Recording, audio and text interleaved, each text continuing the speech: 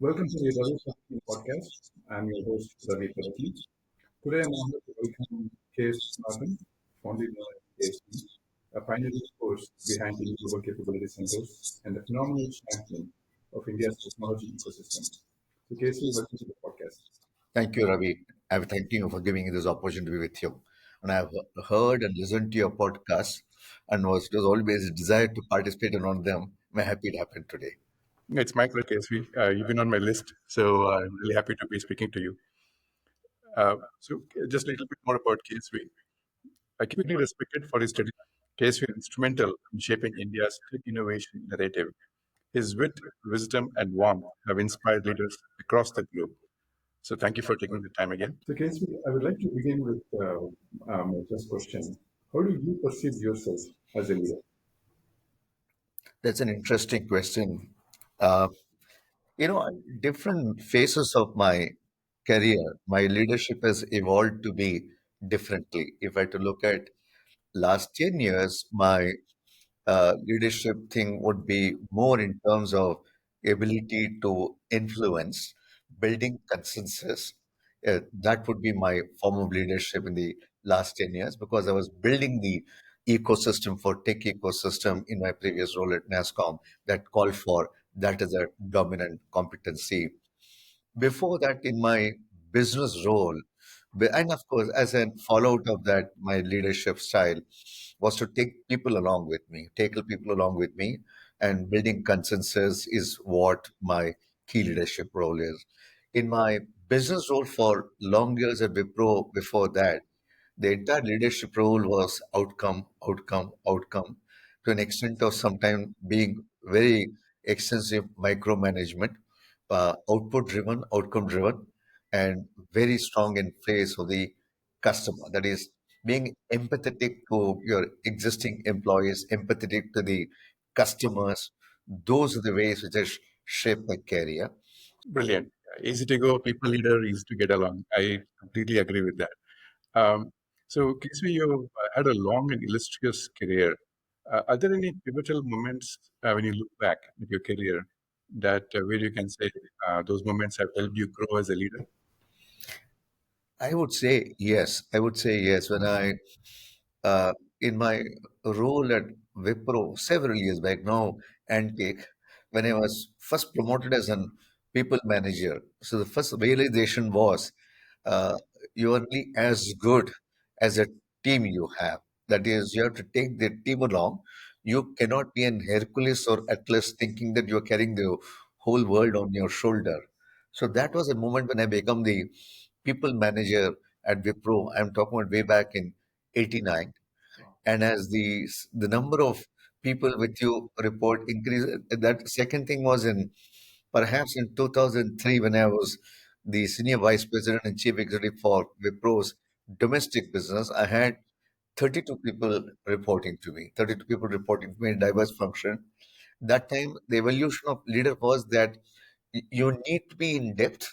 At the same time, you cannot be in fully in depth. You have to manage everything. Intuition and knowledge makes difference. So the 2 points in life when I make the people manager the first time, that you cannot be strong unless you get your team along with you. And when I became the chief executive at Wipro, when I had large reporting people and each important diverse, being attentive and as much in detail, yet not being deeply involved in any of them were the two definitely changing point in my career. And both of them helped me as I moved into my role at NASSCOM and thereafter. Okay, okay. Wonderful, wonderful. There's a really pulse of wisdom, KSP.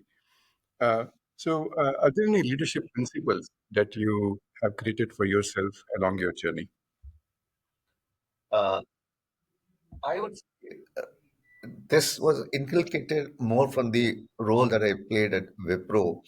For me, respect for the individual and that sort of imbibe in us, and respect for the customer, that you exist because of a good eight-letter word, customer, right? You see customer as your integral part of your success, and that is the culture you imbibe in you and also rest of the team. I would say that is a fundamental principle. I have been successful in my professional career, and I started with software way back in 81, shifted to sales and marketing in 82, 83, and thereafter it stayed in sales and marketing. I enjoyed my everyday stint as a business development manager role in whatever function I did. So core principle is empathetic, be empathy, being relationship oriented, be employee oriented, be customer oriented. If you can get these four equations right, that's life is made out for you as a professional. Brilliant. It was fantastic insights, Sri. So now we'll get into the main segment that is will deep to leadership. My first question is, how are you continuing to engage with GCC's ecosystem? It's a great question. It's great question. Again, I have to, my problem is when we have this conversation, I have long historical experience. I cannot start what happened 2 days back. I'll have to take back your 10 years back, 10 years back, 11, 14 years back, when the concept of GCC was just evolving in the country, right? At NASSCOM, the then leader manager to me, they gave me a free hand, said, this segment is coming. We don't know what form and shape it will take. So you please nurture them and build it up. So I take involvement in three, 4 ways. Uh, I work closely with the premier organization in getting GCCs into the country answer. They specialize in designing solutions for enterprises to bring more and more the capabilities into India, not necessarily for just setting up an back office, but in terms of being an value creation and innovation capability centers. I work with Answer to build capabilities for more and more American and Asia Pac and European enterprises, both from engineering design and from banking and retail, to see what could be done. I engage with them and bring them to the fore with their strengths. And I also believe the existing GCCs in the country, while they have done extremely well, there is in a phase of transition. Phase of transition.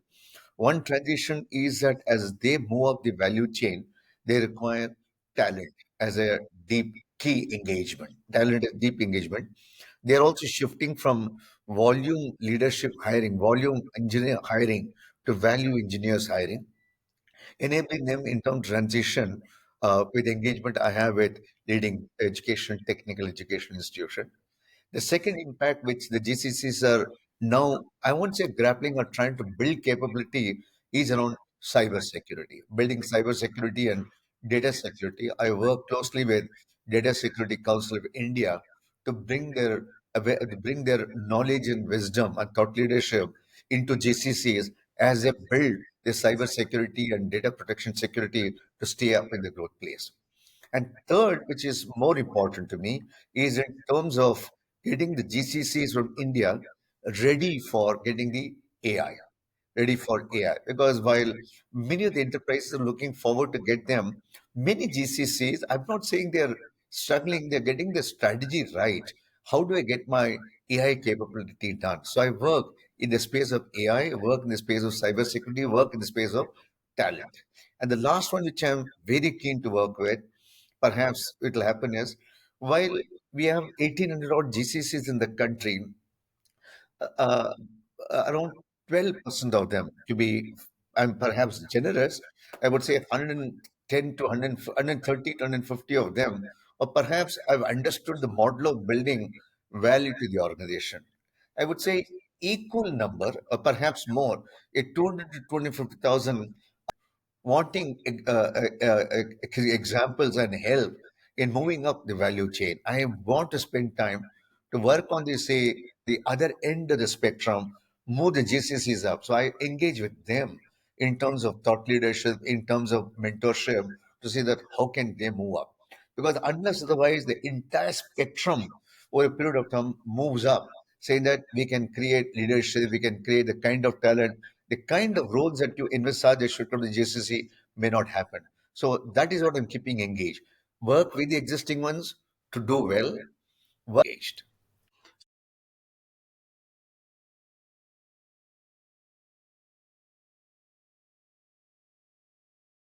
Okay.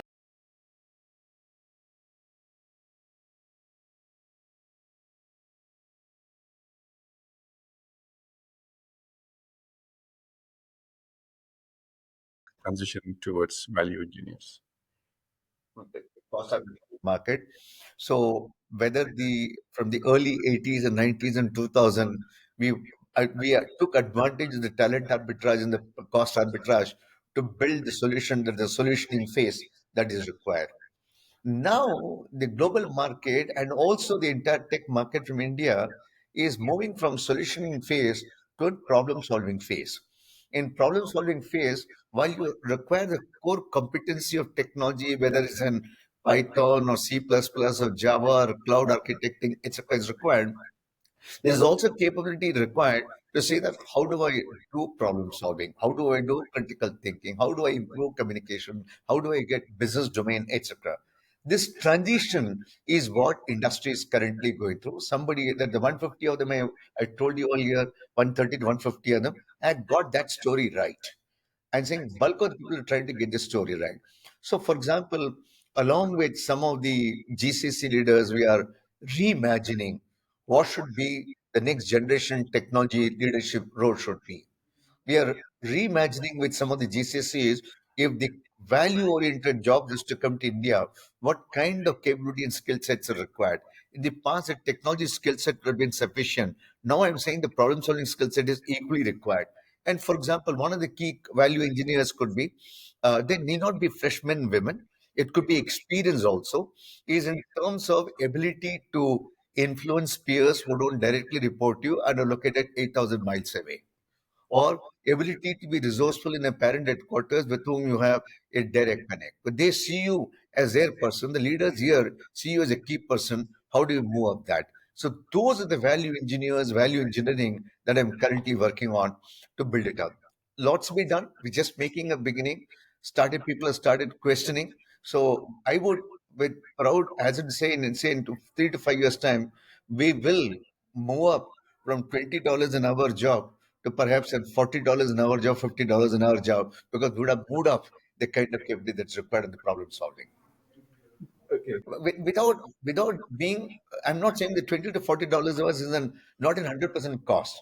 The value definition for the what that will come will be perhaps much more than what we are delivering value at $20 an hour. Got it. Got it. Very well put, KSV. Um, so just to follow on about the GCCs, how do you measure the success of GCCs? What metrics should one look at to say this is doing well and that can do better?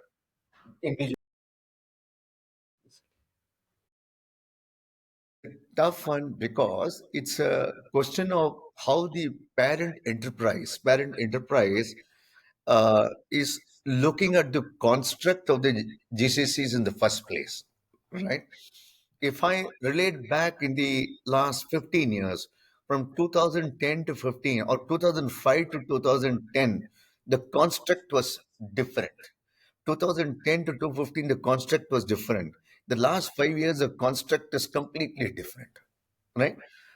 In the earlier days, when I look back, when I was selling into GCC, the construct was only cost.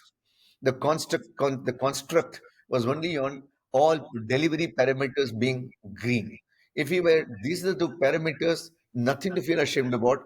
I'm delivering value. There's a fairly large GCC. I often ask this question in my days at NASSCOM. What happened every beginning of the year? I'll pick up my 50, 60 GCC friends. I have a conversation session with them on strategy. Ask them, what happens if your center gets closed down this year? What is the impact that you will make? He says, the impact I make is cost. My organization saves $1 billion revenue on bottom line to the parent headquarters. So be it. If that is a construct, continuing to focus on that, do what is well for you. That is one construct. In say GCCs will come say 2020 onwards, the construct is in the past it used to take an average of 18 to 24 months time, 18 to 24 months time to set up and run and operate a business. Now the construct is can I get that everything done in say 3 quarters time? There is a second construct. That means you're trying to optimize as many processes possible. You're focused on your core businesses and not so much worried about the support business that's it, that perhaps a good consulting organization, pure play consulting organization like Answer, good take care. Like that is the second construct. The third construct, what I've seen people set up in 2005 and then they started in 2015, is ability of the leadership to move up the leadership side. For example, the concept of key success matrix there is how many global leadership role are you driving, right? An example could be a large banking financial institution. The metrics what we measure for success is that in the past they had perhaps 6 or 10 managing director title position in their bank. Today they have 40 to 50. In each managing director title, it is just not a promotional title.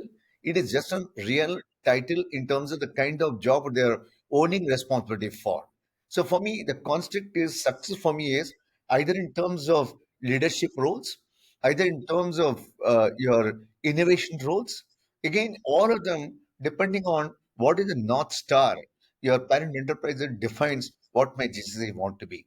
But in sum it up, if I had to say that while cost and talent arbitrage is important, that will continue to be. What is important is, are you moving up in terms of being and shaping the strategy for the parent enterprise? Do you have a seat at the table where you're being spoken to, not for delivery parameters being green, but to say that what else can we do from this capability center for global enterprises? Are you focusing on improving the net promoter score for the company? Are you focusing on creating a standard AI solution for the parent company? Those are the scale. What is now reducing, surely, Ravi, in the last 10 years, the conversation is the success metrics conversation is not on scale. No more on scale. It's beyond scale. Everything else what you can imagine is what the new success matrix is. Super. Um, that was very insightful, Leslie. So thank you for sharing that. I think that was quite elaborated. Um, so just jumping into the leadership and talent in the GCC ecosystem, I think you spoke about this also earlier in your conversation. Uh, what unique challenges do leaders struggle within GCCs that you don't find in other companies? I mean, Non-GCCs, it's companies that are. I don't think there any problem. It is just that I could be wrong because I come from an dogmatic thinking. It is just that our sheer inertia to change, right? As I said, we have as an ecosystem evolved as a country from being a delivery services oriented organization to strategic thinking. The industry has moved from solutioning phase to a problem solving phase. It is just that the rest of the leadership team down below. Okay, one of the challenges the GC leaders face, I won't compare it with others. In general, is that psychologically and culturally, uh, we have been the doers. We are being the doers. There's an opportunity for us to scale beyond being doers, demonstrate demonstrate that we are thinkers too. Right? For me, that is a challenge because I have interacted with perhaps more than 100 to 200 global CXOs that come in. They are the leaders who come in are very clear. They want the capability center in India to help them transform, help them accelerate the transformation in a short span of time. Beautiful statement. Problem solved. But when they come to hire the people here, because we have moved into third generation of GCC, the earlier two generations were completely focused, I would say, to the extent of being obsessed, being delivery managers. Now the transition required from being a delivery manager to strategic thinkers is a challenge that we have to overcome.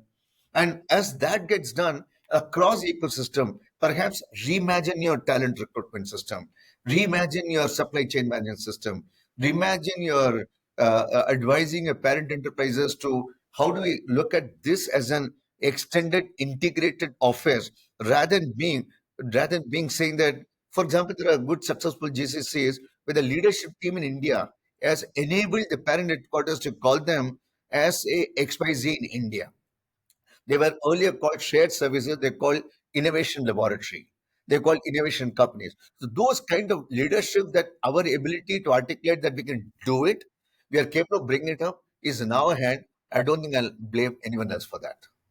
It's more culturally aligned. Culturally aligned, we are, by society, we are hierarchical. We don't challenge elders. We don't question elders. Those phenomena are changing with a new talent pool coming in, new Gen Zs coming in, talent coming in. All of them are undergoing a change. For example, in tech industry, the concept of calling a senior as sir is lower. We call them by first names. All of them is culturally different to this industry completely. Well, thank you. Thank you for sharing that. So, what advice would you have for GCC to develop their leaders? Great point. I think, in my opinion, the number one point they should work on is not only the next level leadership and also the leadership. For me, the three skills which are important: ability to strategize, ability to be a business knowledge leader, ability to influence, peer influence. For me, we can get these three things done, right?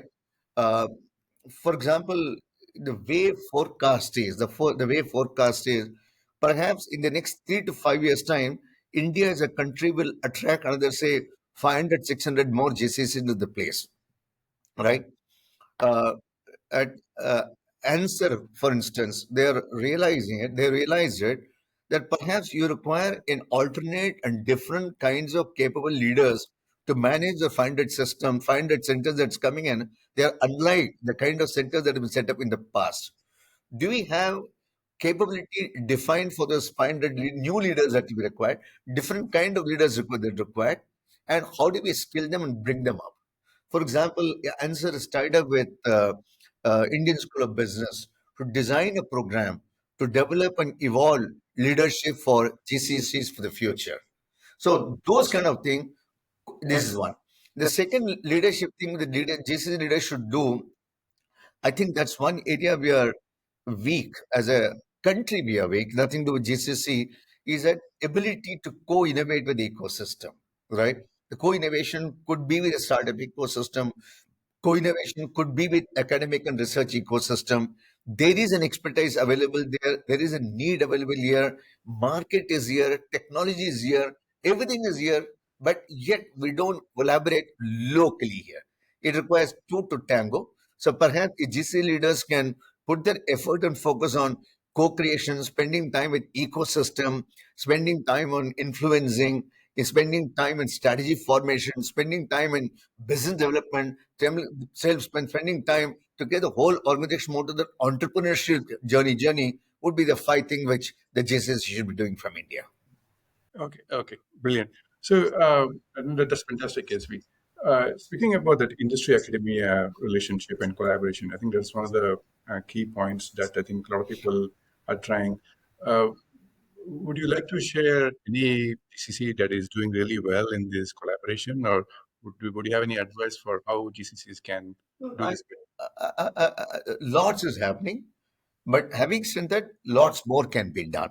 Lots more can be done. There are examples. For example, at some point of time, the spectrum is the joint course development, joint courseware development, joint curriculum development, right?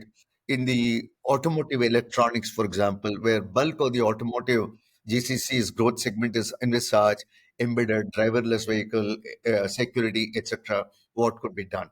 Some GCCs have started doing it. As it become massive scale, no, we need to put that across. Second, as I said, is on area of cyber security.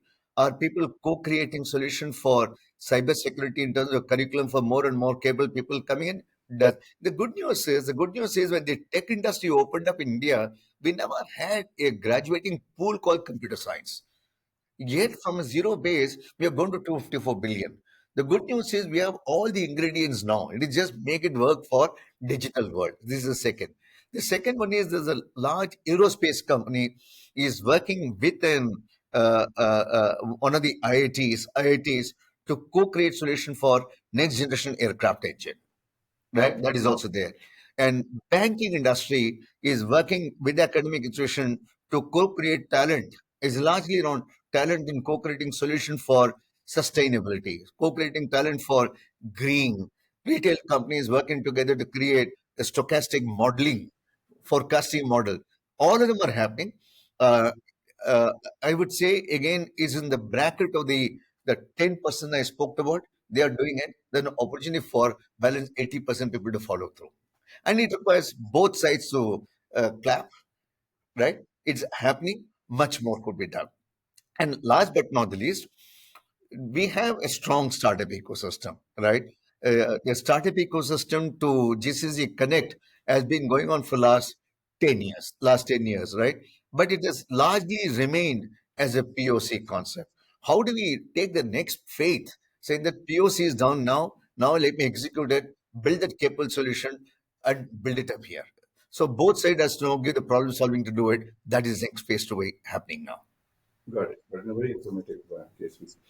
Um, so regarding coming back to the GCC leadership and GCC leaders, what is required for GCC leaders to go from good to great? How would you distinguish between good to great?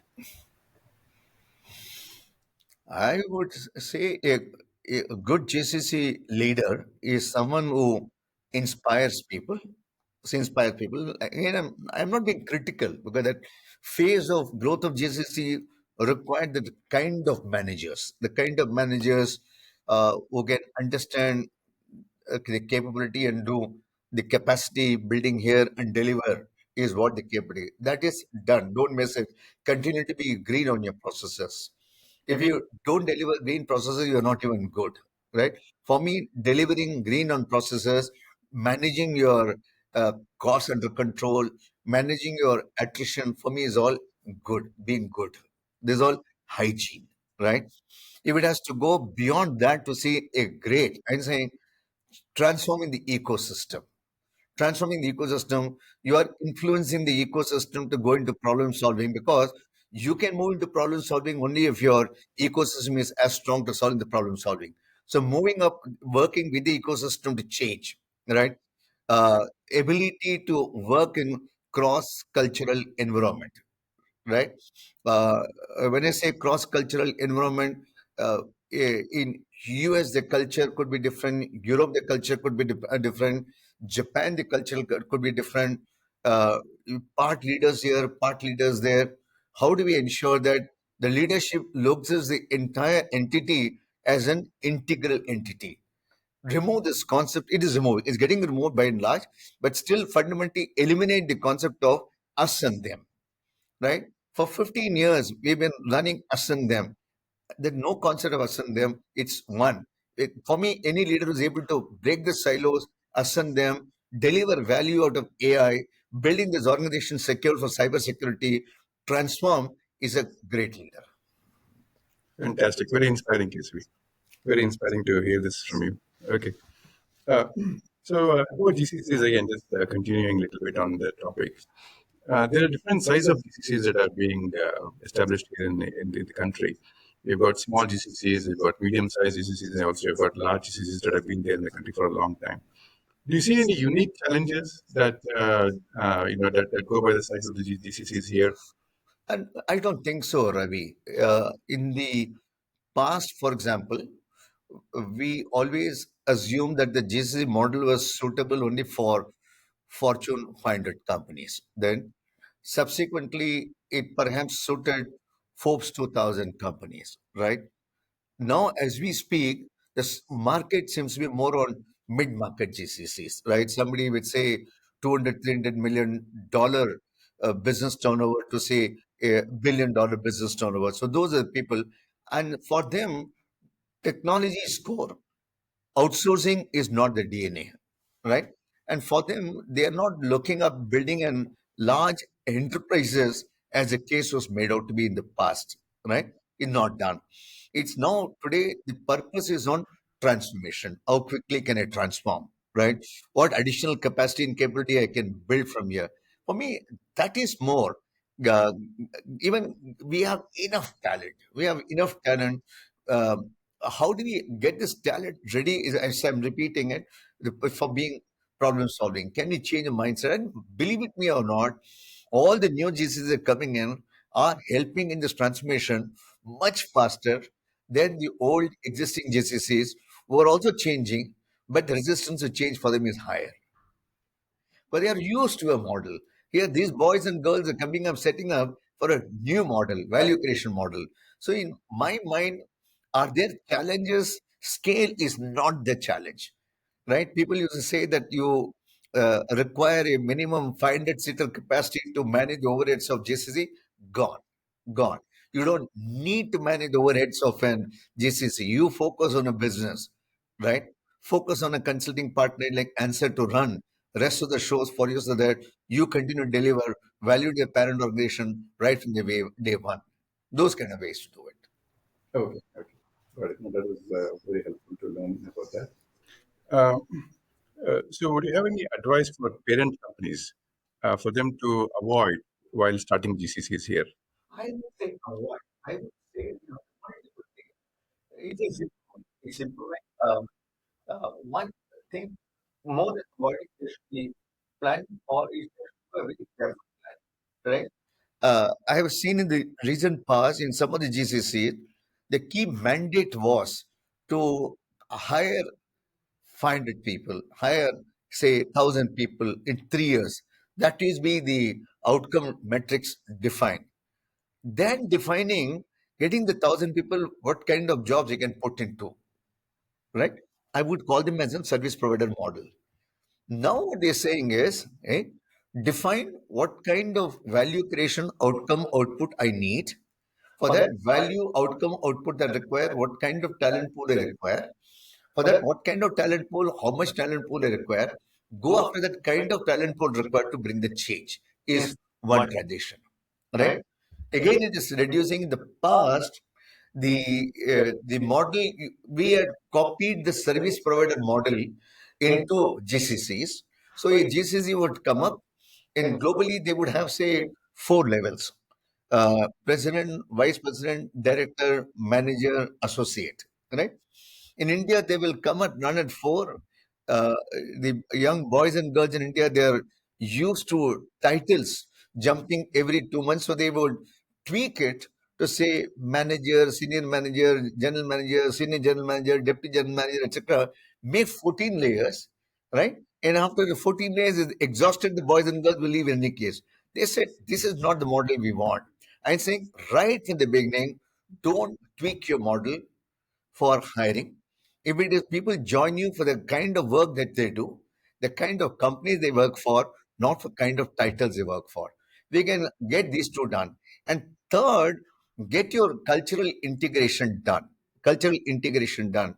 More than saying don't do it and saying get it done, cultural integration done. When you say cultural integration done, recognize there are, we take longer time to say no.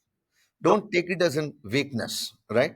Look at what can we do to work on that and get the boys and girls here to say, start saying confidently, we can do it. We can challenge it. That's the way it is. We don't challenge it not because we don't believe in it. We don't challenge it. Culturally, we've been told you cannot challenge anything which comes across. So those are the ways transition is taking place. Accept that and move forward. You'll find reaping benefits much quicker and much faster.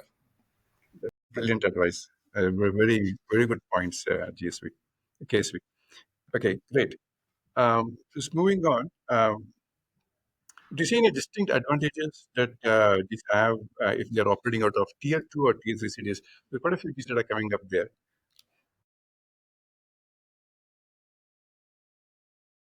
It's not called tier two, tier three. Okay. I will call it as an emerging clusters, emerging towns, new location, etc. Uh, because you'll be surprised in some of these locations, say in a location like Coimbatore or some other locations like Indore, the kind of conversation that you have on AI, right, beats several of the conversations that you'll find in what we call as an hub locations. So, having said that, uh, if I were to look at the total workforce at Bangalore, out of the close about 2.1, 2.2 million people working in Bangalore, it must be true across the country. About 10 to 12% would be people coming from northern India, right? They all have come here, good, bright talent, because of good job opportunities. I'm saying all these people who are coming in are adding to the migrant population in respective location. I'm saying if we were to go to the emerging towns and creating the opportunities, many of these people could be locally absorbed there itself. And that helps you flourish, growing the ecosystem in those locations, right? Uh, Coimbatore, for example, clearly Coimbatore, for example, and you saw the news item just happened 3 days back. Kerala is able to attract more and more GCCs into the country, right? In my opinion, as a country for India, development of at least three or four locations in the next 5 years as an alternate emerging destination is important. From a GCC perspective, they will get more stable talent. They will find people who are able to give more productive talent because they don't have to commute a longer distance to work from office and go, right? Third, but not least, is they'll also find GCCs stable talent and more relevant talent. They'll also find uh, the cost structure going down. So you don't have to, cost structure is down, talent is heavy, productivity is higher, GCCs stand to gain without compromising on your outcome, which is not based on scale. Got it. Got it. Fantastic. So This is, emerging clusters. huh? These are emerging clusters. Emerging Calling emerging. There are many. For example, Karnataka government, we are working to create beyond Bengaluru program. It could be Mysore, Hubli Dharwad, Mangalore, Kalburgi, Belgavi, right? In Madhya Pradesh could be Bhopal and Indore. Tamil Nadu could be Madurai, Trichy, Coimbatore. Andhra Pradesh should be Vishakhapatnam. Beyond Mumbai, perhaps at Nagpur. In UP could be Lucknow and Prayagraj. I'm saying even if you put your bets on the say 10, 12 locations, over a period of time, it requires advocacy. It requires a huge effort to showcase the narrative that is available in these locations to move on and create it. And in that process, even say 4, 5 emerges, it's damn good for the country. Damn good for the country. Nobody ever says, not necessarily all the job needs to be done at the crowding metro locations like Bangalore, Hyderabad, Chennai. Many of them could be done perhaps better, but perhaps smarter, perhaps quicker in other emerging locations. Absolutely. I believe in that. Mm. Absolutely. Okay. Great. Fantastic. Uh, so just one last question about GCCs before we move on to Gen Z and the future of work. What advice would you have for leaders who want to head GCCs in terms of the skill sets? Great point. Uh, you see, first of all, you need to possess beyond delivery skills. I mentioned that before. I'm re-emphasizing here. Beyond delivery skills is core.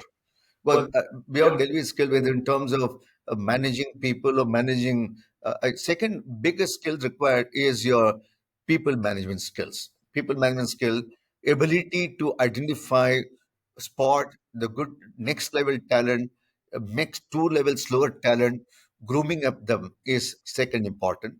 Third is very strong business knowledge or customer experience knowledge. Why did the customer behave like that?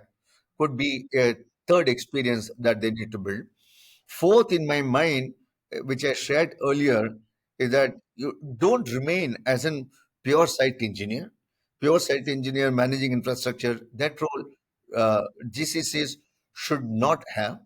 They would rather say site leader plus a process owner, site leader from owner, or site leader say VP AI, say site leader from Center of Excellence for AI. Like that combination, if you build the competency also along with the site ownership job, then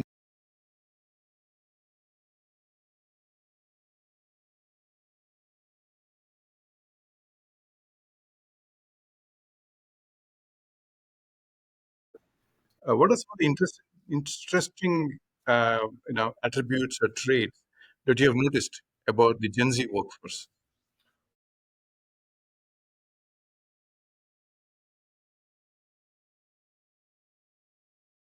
right? Hmm. There's no double game. They are equally smart.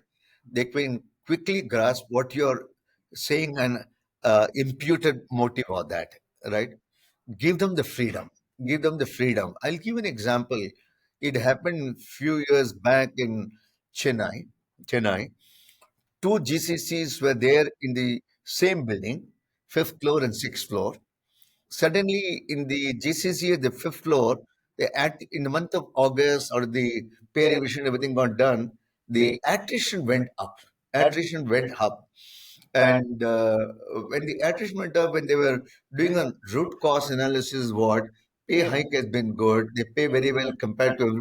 Then they discovered most of them were joining a GCC which is in the sixth floor, leaving the fifth floor company, joined sixth floor.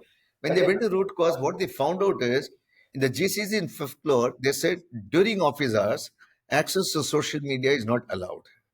That was enough as a trigger point. The young boys and girls, for them, social media is life. It is not for them. For us, it's an unproductive element. For them, it's part of the productivity. Freedom to express, freedom to express views is very strong. And secondly, and unless otherwise, there are people who are much worried. They are keen to know what is your stance on sustainability.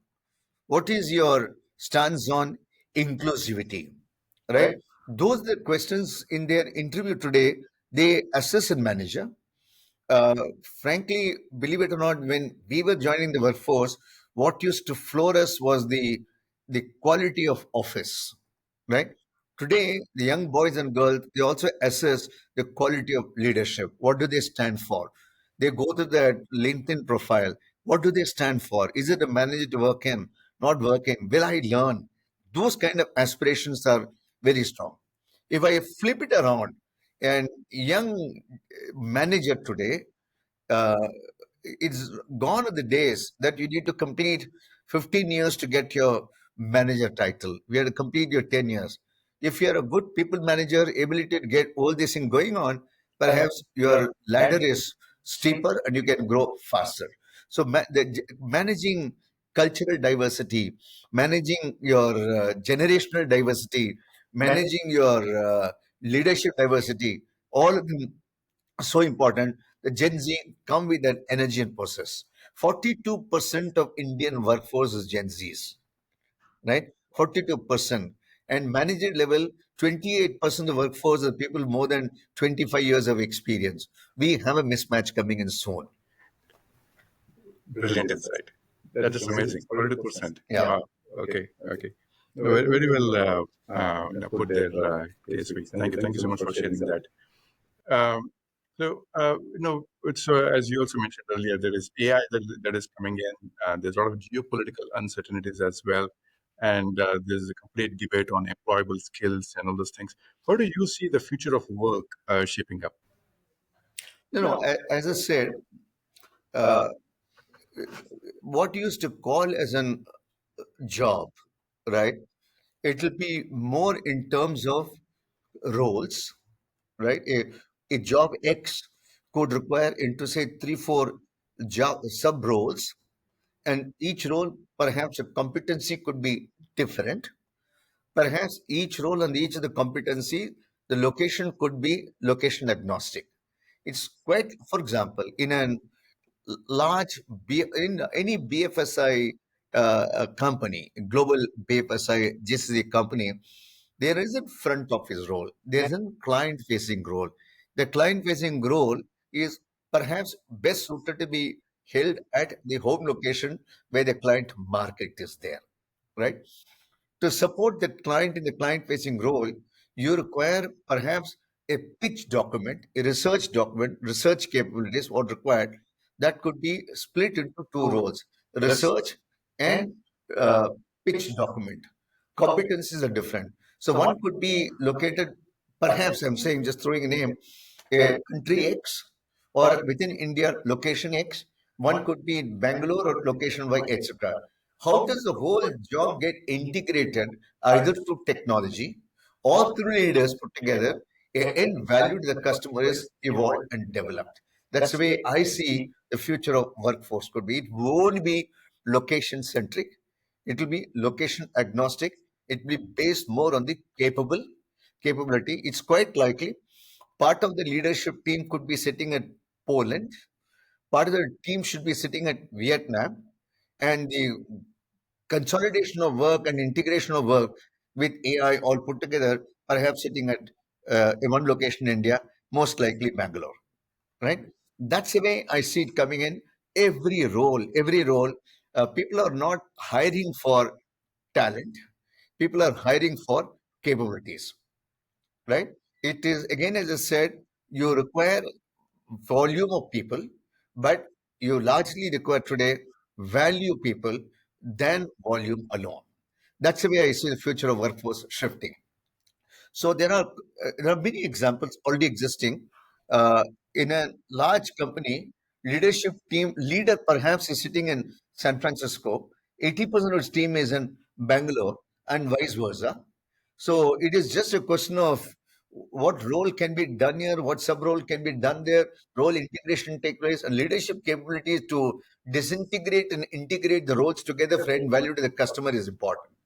Secondly, end of the day, the workforce would be linked wherever they're located to what is called the net promoter score, right? More and more enterprises globally are seeing this capability center as an integrated unit of the parent enterprises. The same measurement, what they measure as a manager, perhaps in Francisco, will be applicable in Bangalore. So to the extent if they are focused on NPS, you're also focused on NPS. There's nothing called the sub element of internal process being green. It is an external NPS. What matters is what people are focused. That's the way I see the workforce also evolving, distributed, culturally aligned, yet integrated, role disintegrated, yet integrated, delivering value to what matters most, the customer. That is quite visionary, KSV. You spoke about research and pitch. Could you share a little bit more about that? I'll give you an example. A large consulting large consulting company. So they initially biggest consulting company. Initially, they thought we will move their uh, GCC to India, right? So in a consulting company role, there are 6 or 7 elements of roles are involved. Ability to communicate, ability to draw up a business model, right? Ability to articulate your points of view, etc. Or the 4 or 5 competencies they hired. Initially, they said we'll lift and shift, right? They were not able to get anyone in India. Then they split, saying that perhaps business knowledge is a competency role that could be done in the home country. Research could be if you had to do a profile about me, you don't require a role in US to do a profile about me. Perhaps that role of going through internet, LinkedIn, search, etc., could be done in an alternate location where the talent is available in volume, and perhaps you don't require so much of competency required on that. So they moved that business here. So that is one. So for me, referencing, research, web research, internet, that is one role that moved into India in the initial years, right? The other one which I'm talking about is pitch document is if you are an high net worth individual, I've done a web research, I've done my data research as to where all you use your credit card, how often do you travel abroad, the database is available, and making that what kind of investment you make, your pitch document to say, are you a conservative, are you an aggressive? So these are the 5 shares we done. They together do it. That role does the research. This flow requires a good content deck, etc. And the front end client engagement manager in country C or country original country, it takes the pitch and deck, presents it exactly customized customer delegation presentation to you to win your heart, right? So the role X is now split into multiple sub roles and getting integrated again as a value to the customer. Brilliant, brilliant. Thank you so much for expanding on that. Fantastic, KSV. So now we'll move into the last segment. These are I have a few personal questions for you. So KSV, you've been truly been an inspiring leader for millions of people. I would say. Uh, who has been your major source of inspiration in your leadership journey? Frankly, it is not an routine answer. For for me, I have always learned a lot uh, from my customers. I think I've learned a lot because when I started my career in 80s, there was hardly any computers. There were a handful of people who knew computers, but they taught us. The customers taught us how to go about doing it, what does this do, what not do, etc. So there have been lots of inspiring customers who I typically respect leaders. Again, Ravi, I grew up in era and I have seen this transition happening four times in my life. The PCs that came in mid 80s to the internet that came in 2000 to mobile that came in smartphone that came in 2015, now AI. So the four different sets of leaders evolved to do it. If I had to call, there are lot of visionaries who help transform. I have not worked with them. Some of them work very closely. Name I would take in whichever way could be who set up CDOT as an entity in India way back in 86, or National Informatics Center, Dr. Sheshagiri, or perhaps Dr. Vittal, Nagarajan Vittal, Secretary, Department of Electronics. Perhaps whoever thought to set up my first company, Electronics Corporation of India Limited, right? ECL. For me, I respect those kind of leadership. I've not worked with them, but what I've heard from them, they're deeply influenced the way they shaped up an country for us with full of opportunities, full of opportunity. Then in my professional life, again, as I said, I grew for a long time at Wipro, right? I would say that every manager I've worked with, every manager I've worked with had a unique strength, right? Uh, Mr. Suta, Ashok Suta, Mr. Azim Premji, Suresh Vaswani, Ram, they all run their company, etc. All of them, they let a mark on how to be excessively customer focused. Was strong and grew up because of being very excessively customer focused. Then at in my role at NASSCOM, all the three leaders whom I work with, whether it's Soumit or R. Chandrasekharan or Debjani, all of them were very strong focused on how do we build the ecosystem, how do we get the consensus that I talked about, etc. So I would say I've learned everything out of my professional life for 44 years. And if I had to start with, I'll thank my customers, all my managers, and the employees who worked with me, who surrounded me with their best of thought knowledge. I learned from them. So I was saying everybody is inspired. Everybody I meet, including when I meet with you, when I meet with a young startup, they are inspiring people. If we can just pick up what they're saying and help build your narratives, it becomes much stronger.